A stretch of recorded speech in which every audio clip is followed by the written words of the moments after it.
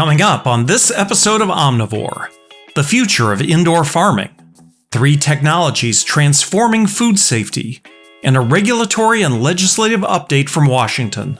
It's episode 48 of Omnivore, from the editors of Food Technology magazine and the Institute of Food Technologists.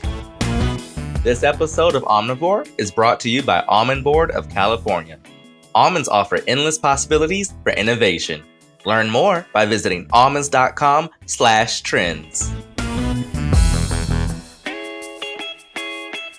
Welcome to Omnivore from IFT and Food Technology, where we explore the intersection of business, science, and technology in the global food system.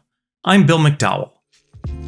Growing lettuce, herbs, and strawberries in high-tech indoor facilities, known as controlled environment agriculture, has attracted a lot of media buzz and investment dollars in recent years.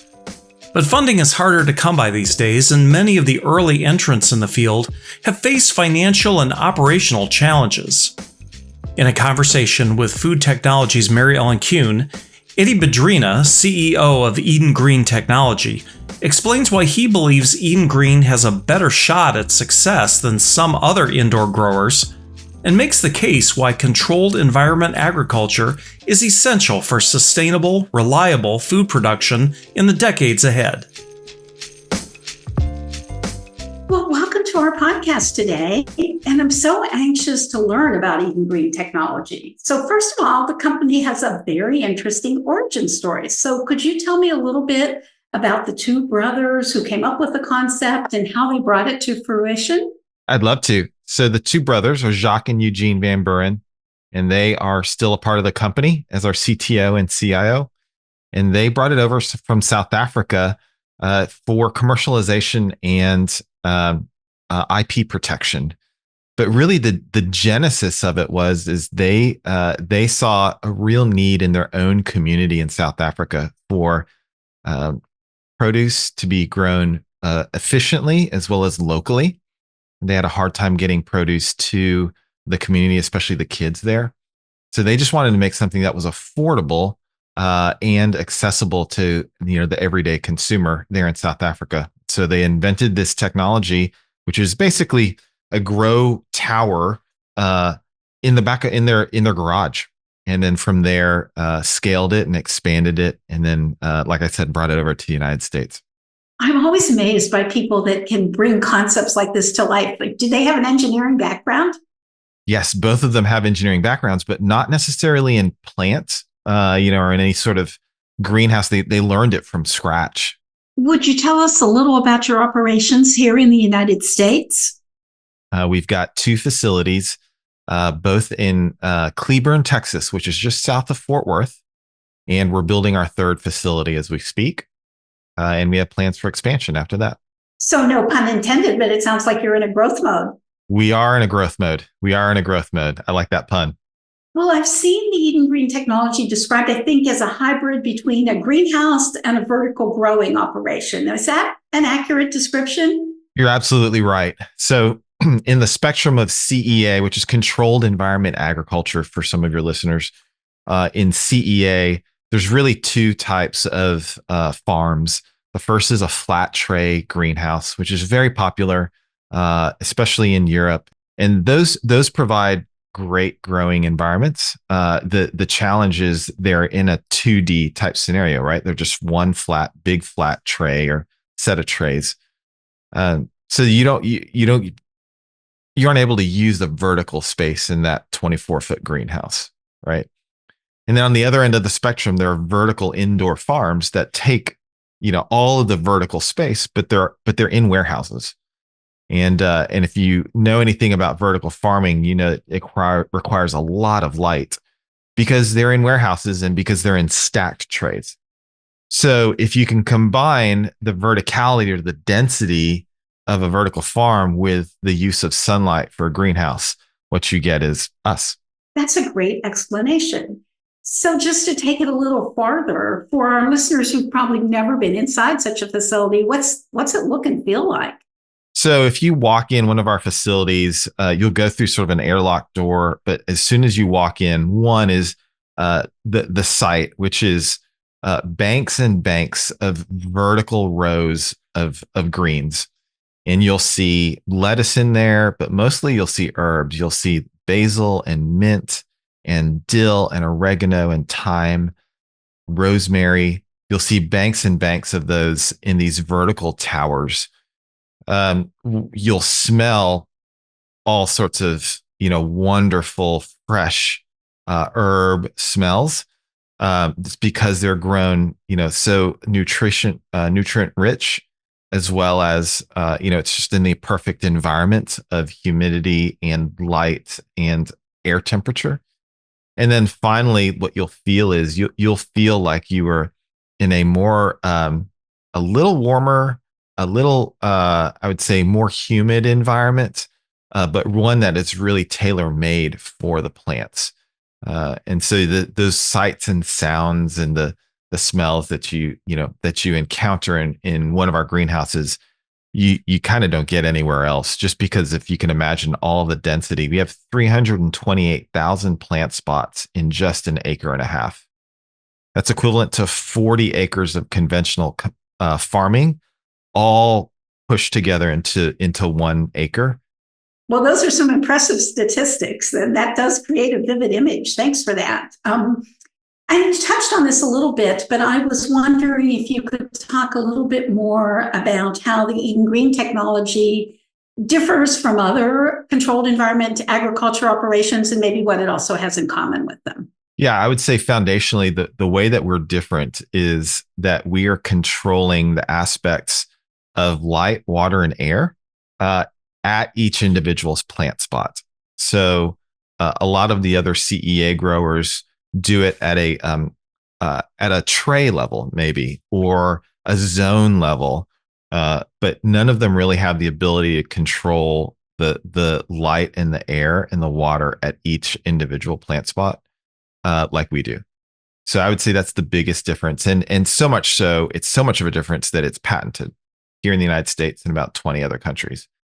I would say the commonality is like any other farmer, which is we want to grow plants that people want to eat, right? And the closer that we can grow it to the consumer, the more cost efficient we can grow it, the more accessible it is to the everyday customer, whether that's on the retail level in a grocery store, or whether that's in a restaurant or a hotel or some other hospitality environment.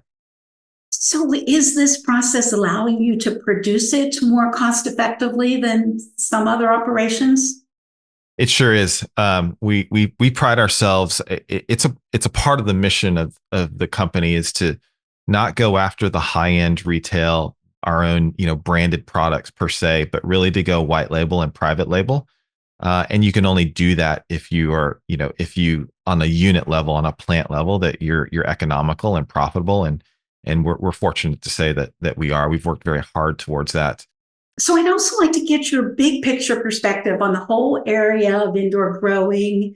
It's faced some challenges. Do you think it's been tougher going than some of the earlier players might have anticipated? It has been tougher going. I would say on a macro level, the conviction within the investing market, the conviction within our industry, the conviction within general conventional agriculture is that controlled environment agriculture is going to be a significant player in the near future. There's just too many weather, environmental, supply chain, and then consumer preference trends that would say that would deny that that CEA is going to be a big piece of the agriculture pie. So I think everyone's on board with that. I think where the challenge has come in is that it is a new industry and we're doing things that no one's ever done before. And so while that was easier when money was a little looser, right, with the zero interest rate policy of the past and the pandemic and all of the low interest rates, that was much easier to pursue R&D or to pursue technological advancements before profitability, or to pursue market share before profitability. Because the interest rates have gone up, that's totally changed. And so you're forcing what are inherently new, innovative companies, you're forcing them to be profitable very, very quickly. And that's proven pretty difficult for a lot of our competitors. And I guess that's something that really applies to a lot of emerging technologies and startups across the board. There's that pressure to be profitable. Yeah, absolutely. And it's you look at other industries like the AI industry or the EV industry, and you think like, gosh, well, why aren't they held to the same standards? And it just it's just a different market for those. But if you look at all of those, I mean, they are burning tens of billions of dollars in cash, and investors are still on board with that. Whereas I think agriculture is it's a different market, and it's a sleepier market. And there's, the emergency doesn't come until it's there, until it's a fire of supply chain shortages and of recalls and of, people not being able to get what they want in terms of produce. And I think that time will come pretty soon. And that's when I think it'll be a little easier for our competitors and us to, and to operate and to not face so many challenges that have been there presently. Just to wrap it up on kind of a fun note, what's your favorite Eden Green product? Oh, my favorite are the chives by far. They're so small and slim, but the taste that comes out of them is so profound that I could eat them all the time. Well, that's great. Thank you so much for your time today, Eddy. Thanks for having me. Eddy Badrina is the CEO of Eden Green Technology. Check out the November issue of Food Technology magazine to learn more about what he and other indoor growing experts believe it takes to succeed in this emerging and challenging field. We'll be back with more Omnivore in a moment, but first, this word from our sponsor. This episode of Omnivore is brought to you by Almond Board of California. Almonds offer endless possibilities for innovation.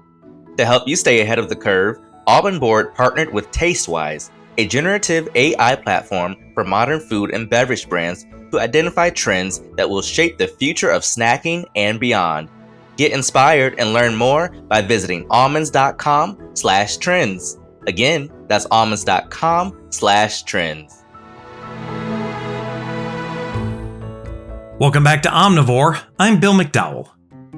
The high-profile E. coli incident in October that spurred McDonald's to pull its popular quarter-pounder hamburger in 8 U.S. states is a stark reminder that foodborne illness hits hard and fast. The U.S. Centers for Disease Control and Prevention estimates that 48 million people get sick from foodborne illnesses each year. That's about 1 in 6 Americans. And for food manufacturers, retailers, and food service operators like McDonald's, the average cost of a single food recall is estimated north of $10 million. There are several emerging technologies, including light-based technology, cold plasma, and hydroxyl radicals, that have the potential to significantly improve real-time pathogen control in food processing and production. Food Process Authority Larry Keener spoke with Food Technology's Science and Technology editor, Julie Larson-Brisher, about why these potentially game-changing technologies should be part of every food company's playbook. Well, hi, Larry. It's always an enlightening day when we get to talk food safety, especially when it comes to advanced technologies. Thanks, Julie. It's always good to talk food safety with you, and thanks for having me on the podcast. I'm delighted to engage with you this morning. Well, okay, let's dive right in then. You wrote this great article for us in the November issue on that highlighted 3 food safety game changers in terms of technology.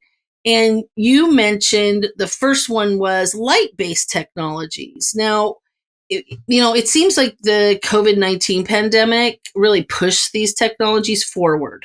What are some of the applications that make this a game changer for food safety? As you know, Julie, light-based technologies have been around for a long time. I've written about them in the past for decontamination of hard surfaces, for food contact surfaces. but they've had limitations because UVC, the portion of the spectrum that's referred to most often as the germicidal wavelength, has some associated dangers, blindness, cancer, when it's exposed to workers. Then there was the other downsides of the light-based technologies, because heretofore they had been lamp-based. And when they were mercury vapor lamp, then you brought mercury into a food processing environment that you introduced another risk. Those lamps produced heat, they produced ozone, they had a short shelf life, they weren't very efficient. But then we have now the light emitting diode. That's the real game changer. That's the game changer for the moment. The LED is going to usher in a whole new era of light-based technology controls in the food processing industry. They're efficient. They produce monochromatic light. We can tailor the light wave to the specific microorganism. For example, Listeria is better killed at a wavelength that is different than a wavelength that is used for salmonella, for instance. And with LED, we can do that. With the lamp-based technologies, we didn't have that option because they were polychromatic. They produced lots of light, UV light, and lots of it was wasted. So the LED UVC is going to be uptaken by the industry for cleaning up, enhancing its HVAC systems, and because of the greater flexibility that you have now with the LED as opposed to a lamp, a large lamp, you have greater flexibility in how you approach and how you might use light-based technologies in the food industry like we've never had before. This flexibility, this increased efficiency, and also reduction in cost make these light-based technologies exceedingly attractive to the industry and to my way of thinking. Yeah, Larry, that's true. And here's something that I never thought that I would see in a game changer article like this. You also highlighted atmospheric cold plasma. I always think of that as a novel emerging technology, but it's coming on strong in food production circles. Can you talk about the applications that are currently out there? Yeah, so as you're right, the study of atmospheric cold plasma, as we call it, has really took off in about 1999, 2000, and there's been a great deal of interest internationally in the plasma technologies, and in that interim, researchers have investigated the use of atmospheric cold plasma on leafy greens, on fresh produce like apples and oranges and or cantaloupes. It's been looked at for use in the disinfection of the surfaces of shell eggs, tree nuts, and other food items, and with a modicum of success. The technology works. It inactivates pathogens, but the issue immediately with direct food contact is that the reactive oxygen species, the reactive nitrogen species, the ozone, the UV light that's created in the plasma, that's a lot of very aggressive chemistry. And it's unregulated chemistry. So the chemistry at the surface of the treated substrate raises questions about byproducts and are these byproducts safe or are they a challenge? So that's the hurdle that we have to surmount immediately with bringing atmospheric cold plasma to the industry for direct treatment of food. Now, another more immediate application is for the treatment of hard surfaces, zone 1s, food contact surfaces, floor drains, these for the treatment of portable equipment and utensils in the food processing environment. These applications can proceed without, jumping through the regulatory hurdles and presenting a master file to the FDA and getting them to sign off that they accept this technology for use in food processing. So there is the great advantage. And at the moment, we've got these recalls that are primarily the results of contaminated food processing equipment.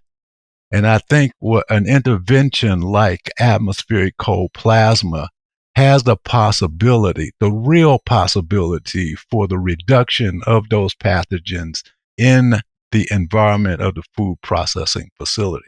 Well, Larry, up until recently, as you point out in your article, producing hydroxyl radicals at scale has been a technical barrier to scaling for use, as a food safety preventive control.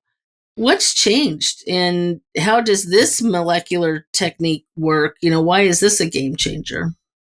Well, the game changer here is as you point out, the challenge has been in how we produce the hydroxyl ions. And so these new cleaning devices that are available use scission of water vapor with UV light. And that has been a game changer as opposed to the old Fenton chemistry that was very complicated, where you had to use a metal plus UV to catalyze hydrogen peroxide. It was very cumbersome technique.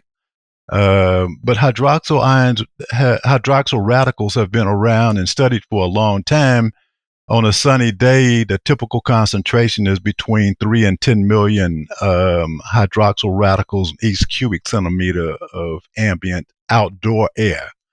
Hydroxyl radicals don't form indoors because they're tied up almost immediately with volatile organic compounds. But their effectiveness for cleaning ambient air is well studied, well documented. They have an effect on biofilm reduction on flat surfaces. And speaking of COVID, it's interesting that one paper that I read suggested that COVID virus, after exposure to 80 minutes to a concentration of 3 to 10 million hydroxyl radicals, was completely eliminated. So this technology has a promising future in cleaning ambient air in a food processing facility. Wow, that I meant it when I said it at the beginning of our conversation today, that it is always enlightening to talk to you. And I really want to thank you for sharing your insights with us today, Larry. It's always a pleasure. Thank you, Julie. Thanks for having me. Larry Keener is the founder and president of International Product Safety Consultants and an internationally regarded microbiologist and process authority. He frequently works with food companies on regulatory compliance, risk assessment, and process optimization from raw materials receipt to finished product storage and distribution. California's recent ban on additives like red dye number 3 in schools has sparked discussion and concern about a growing divide between state and federal regulations. State legislation and FDA's evolving role are among several legislative and regulatory developments impacting the U.S. food system right now, including an anticipated update to the U.S. dietary guidelines and the long-delayed Farm Bill. I recently caught up with Anna Rosales, IFT's Senior Director of Government Affairs and Nutrition, to help unpack and assess the latest developments in Washington.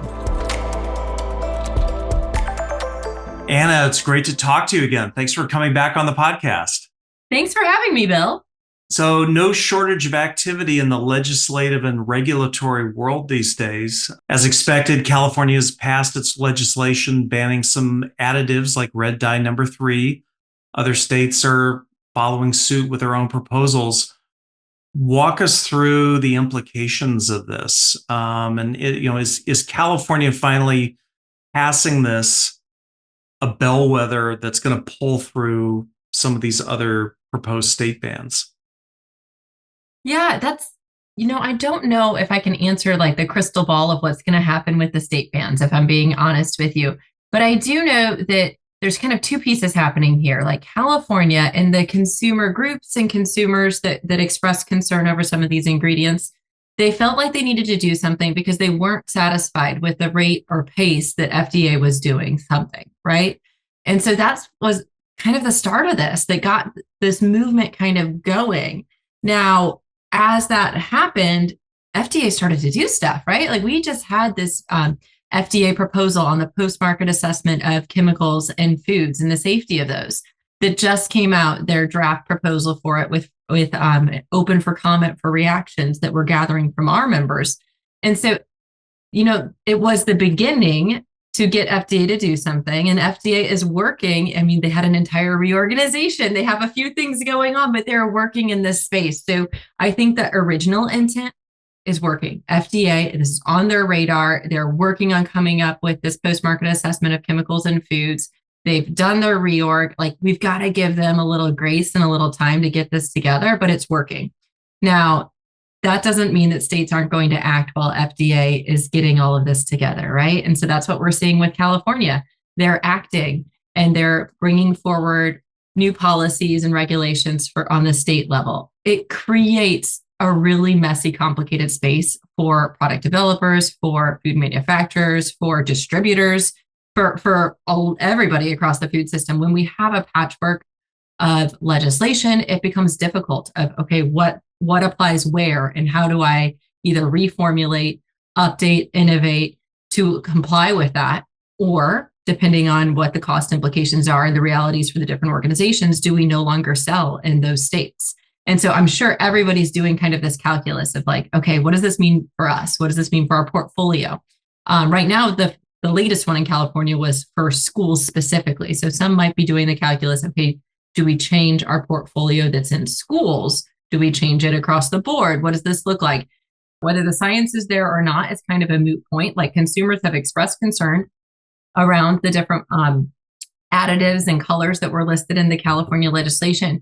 And I think most manufacturers are kind of listening to that as kind of like, okay, like what do we need to do to potentially adjust our products, our portfolio, our formulas to not have this be an issue in the future? I think people want to mitigate risk as much as possible, even if that risk is just more of a perception versus like a scientific reason to pull it out. It's the how do we balance all of these with the trade-offs as we're doing our decision making. So what's the conventional wisdom in terms of how these federal and state level regulations are going to interact? Federal is supposed to kind of lead and have that unified food code. So I would hope that that's what shakes out. That's not where we're at right now. We've had California have stricter rules than federal before, so it's not completely out of the norm, so to speak.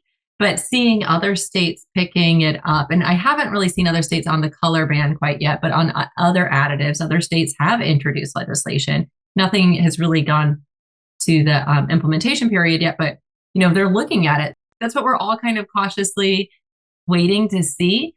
I do think that when the federal authority, in this case the FDA, has a plan where they have it really transparent, where people understand what that plan is, where they understand where the authority is, how they're reviewing these things, how they're continuing to review these things, how things get approved in the first place, that builds confidence in the systems that are there. Yes, they want to be led by the science, but they also want to hear consumer concerns, right?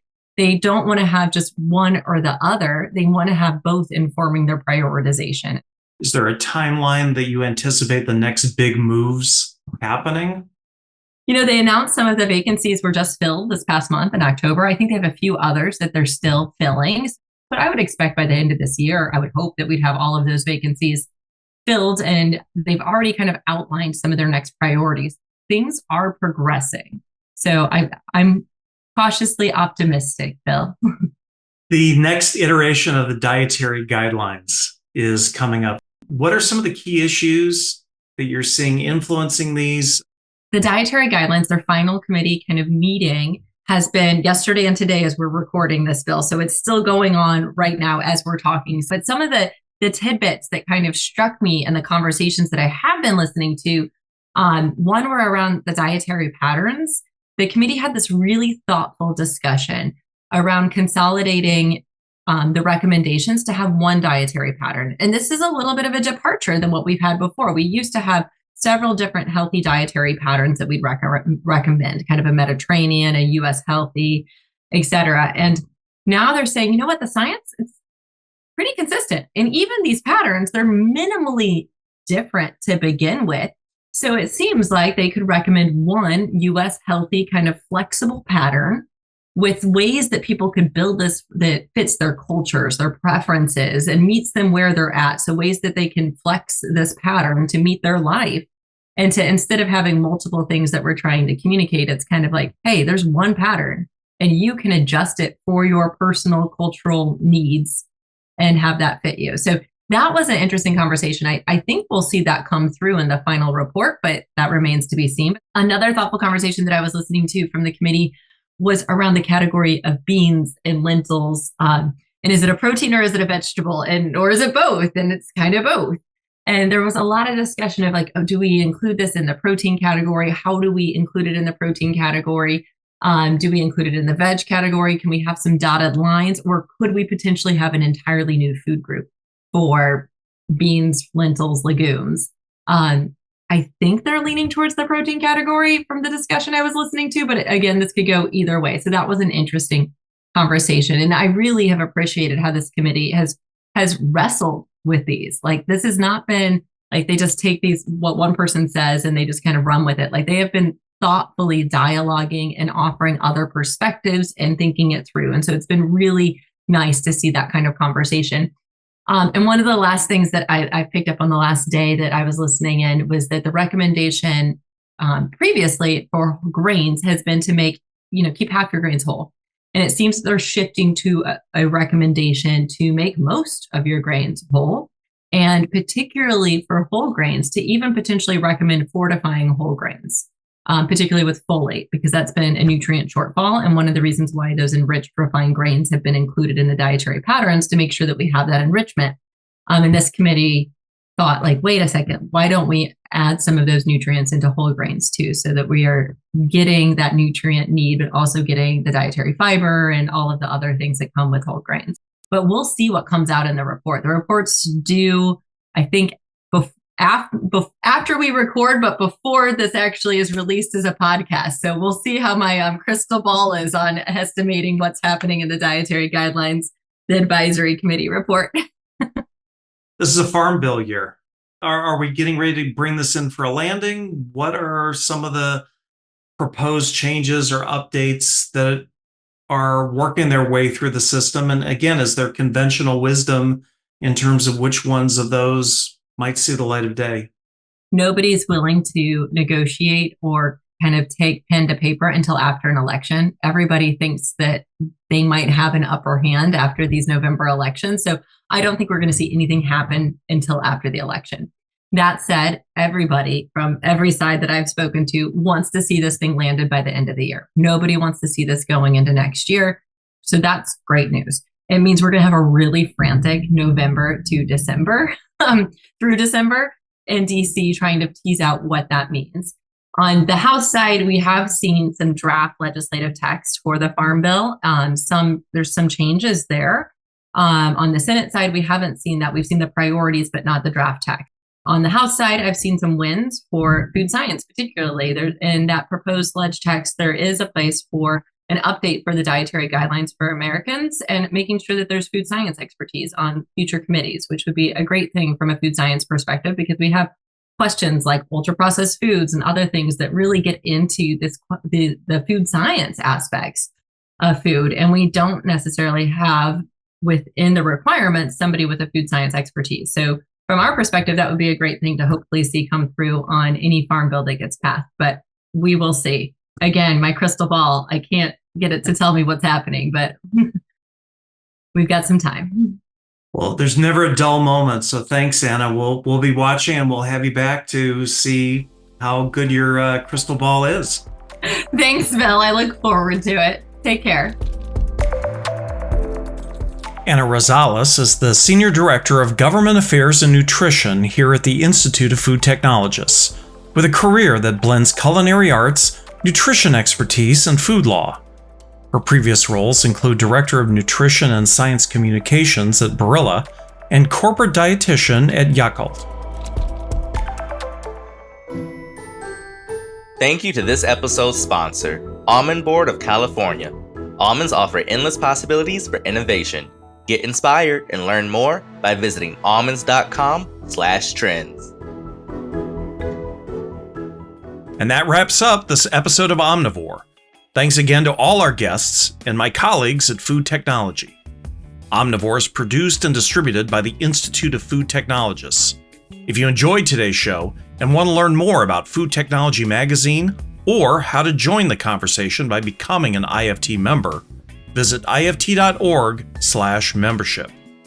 For more in-depth discussion about innovation in the science of food, check out IFT's other podcast, Side Dish, on the News and Publications page of ift.org. If you have comments or suggestions for future shows, just send us an email. The address is editors@ift.org. For the entire team at Food Technology and IFT, I'm Bill McDowell. Thanks for listening, and join us again for our next episode.